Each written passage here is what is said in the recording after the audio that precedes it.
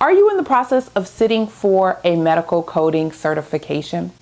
Well, on this video, I'll give you some insight into one of my coaching sessions as I go over one of the test taking strategies that will be helpful for you as you sit for your certification exam.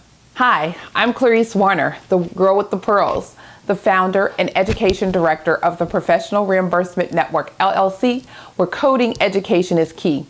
And on this channel, we provide you with information, tips, and strategies on how to become a certified marketable medical coder.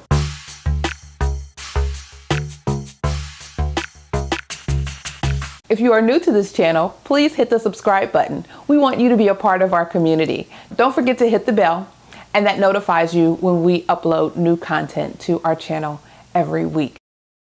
We'll walk through the questions. See where you get as far as your answers, and then I'll give you some strategies as it relates to test taking for a multiple choice exam using those same questions. So let's take a look at the next one. And this was sort of long. So this is an operative report where diagnosis is painful varicose veins, right lower extremity with history of DVT, and the procedure is actually a sclerotherapy. I got one of you going with B and one of you going with A and C? I'm going with C. Okay. So the actual correct answer is B. Is it C? B, as in boy. Oh, okay. Because with the CPT code, when you look up the sclerotherapy venous, of course, it mentions the multiple veins. And so you have the injections we're giving in the same leg. And then with the difference in the I-10 code is 183.811. And if you could have looked that up Extremity too. directly, you would go to variant leg and then right, and then it says painful. And so you would add the with pain. And so that's where you would get the I83.811. And then the Z code is for the history of DVT, and that's the same in all of the selections. Right. So again, if you were uncertain as you were with A, B, or C, your diagnosis code would determine what the actual code was. So you could look up your I-10 code to further narrow down your choice and your selection. So don't second guess yourself. You're second guessing yourself. When you narrow down that it should be B, then of course you didn't have the I-10 code to actually go to validate. And that's where I would have plugged in. I mean, when I looked at the choices and I knew that there were two choices that had the same code, then I would have definitely went to I-10 at that point to determine which one was which, because all four of the I-10 codes are different. The way I read something in one of the practice books, it had said if you have two codes that are similar, then you can eliminate the other two. But if I would have eliminated the two that weren't similar, I would have been eliminating one of the correct answers. Does that make sense? For A and C have the same CPT code in them. Correct. And so when I was reading that tip, trick, hint thing,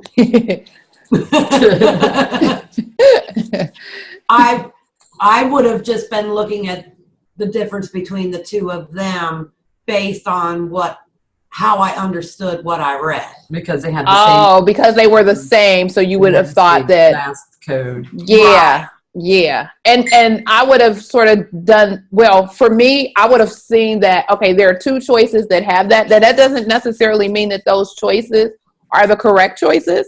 But because they have that, and because I see that all four of the choices have a different I-10 code, that would have been my focus of elimination. Gotcha. Because I could have easily eliminated any one of them or isolated any one of them based on the I-10 code. Right. And then verify which one was the correct CPT code. Right. Does that make sense? Right. Yeah. Yeah. Because like I said, the last time I took the test, if it had two of the same, I'm choosing between those two and pretty much really not focusing on the other ones. Okay. And this just showed that that's not necessarily the case. Correct. So again, I highlighted that the actual diagnosis is what helps you in this particular case, because you have 4 different diagnoses, and this if you look this up in the index, it takes you right to the I-83.811. Gotcha. Question of the day. Was this information helpful for you? If so, feel free to like, comment, and share this video with someone who may also be sitting for their medical coding certification. Again, I'm Clarice Warner, the girl with the pearls, the founder and education director of the Professional Reimbursement Network, LLC, where coding education is key, providing you with information, tips, and strategies on how to become a certified marketable medical coder, reminding you to be safe, be kind, and don't wish for it, work for it. Until the next video, take care.